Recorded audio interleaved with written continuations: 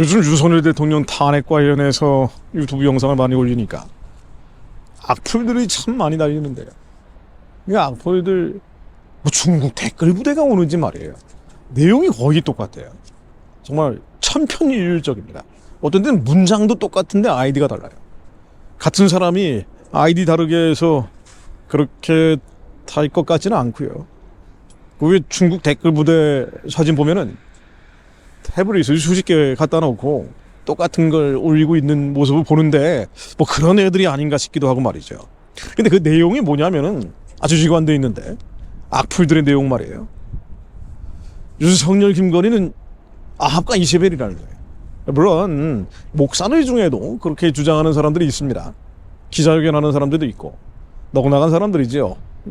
뭐가 참인지 거짓인지 분간하지 못하는 사람들인데 어쨌든 그들이 목사인지 아닌지 중국의 댓글 부대인지 아닌지 모르겠지만은 윤석열 김건희 두 부부를 아합과 이세벨에 비유하는데, 자, 아합과 이세벨은요 우상 숭배를 하고 하나님에 대적했죠.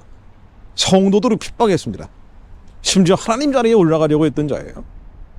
그런데 윤석열 김건희 두 부부가 기독교를 탄압했나요?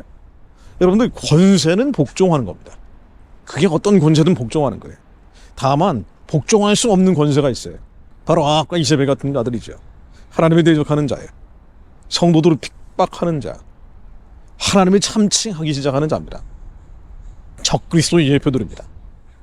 모세는 바로를 대적했어요. 타협하지 않았습니다. 다윗은 골리앗에 대적했습니다. 협상하지 않았습니다. 왜냐하면 하나님에 대적하고 성도들을 핍박하고 하나님 자리에 올라가는 자였기 때문입니다. 이게 바로 적그리스도 예표들이에요. 이들은 결코 타협의 대상이 아닙니다. 생각해 보십시오. 교회를 탄압하는 자가 누구예요? 교회를 대적하는 자가 누굽니까? 교회를 해체하는 자들이 누구예요? 윤석열 김건희예요? 역대 대통령 가운데 가장 기독교의 우호적인 대통령 중에 한 명입니다. 윤석열 김건희 두 부부가 그랬어요. 아니, 윤석열 정부니까 윤석열 정부라고 합시다. 가장 기독교의 우호적인 대통령 중에 한 명이에요. 그런데 과거에 문재인 때는 어땠습니까? 허위 통계, 조작과 난조된 데이터를 가지고 예배를 중단시키고 교회를 셧다운시켰습니다. 결국은 교회 해체를 향해서 나간 거예요. 하나님이 대적했어요. 성도들을 핍박한 거예요. 2022년에 코로나가 한창일 때 7월달, 제가 이 통계 다시 말씀드립니다. 7월 8일 정세균 국무총리가 교회 소규모 모임에서 코로나 확진자의 절반이 나온다라고 주장했습니다. 이 데이터가 어디서 나온 거예요? 날조된 거예요. 사실이 아닙니다. 나중에 기독교 법조인들 단체에서 소송 걸고 행정법원에서 판결까지 나왔잖아요.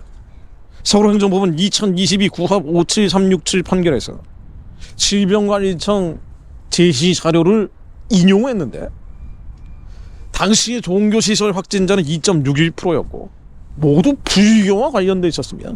교회는 관련돼 있지 않았다. 정세균은 7월 8일 이 발언을 하면서 7월 5일부터 3일 동안 통계를 인용했다는 거예요.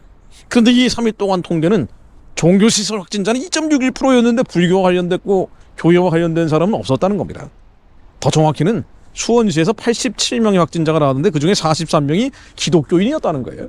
그런데 이 기독교인들도 사찰에서 발병한 사람에 의해서 확진됐다는 거예요. 이 사람은 왜 사찰에 갔다 왔는지 모르겠는데.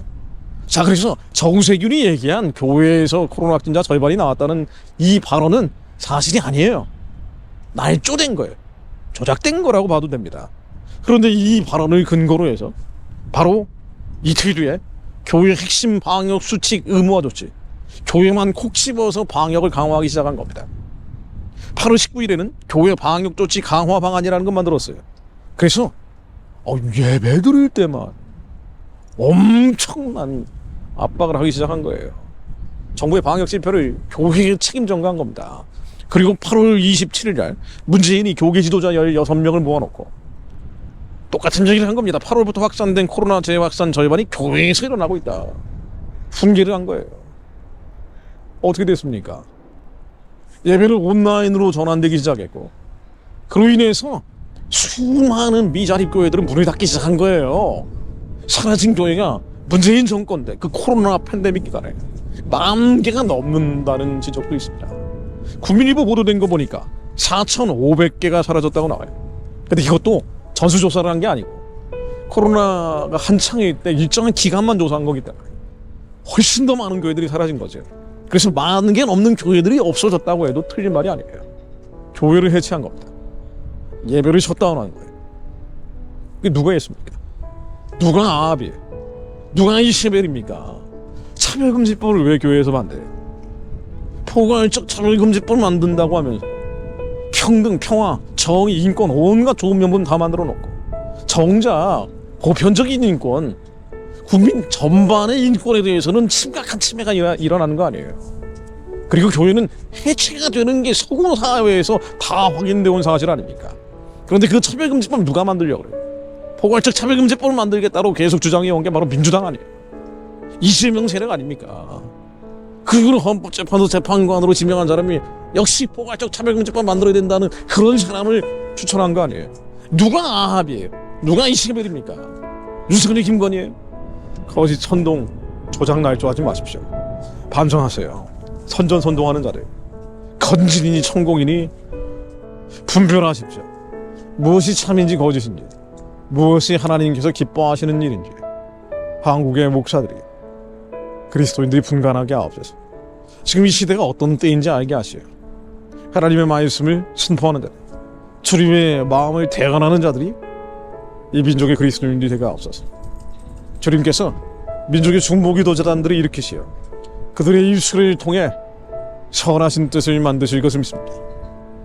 아히도벨의 계계가 무너지게 하시며 윤석열 탄핵시켜서 교회에 제대는 세상 막아주실 것을 믿습니다.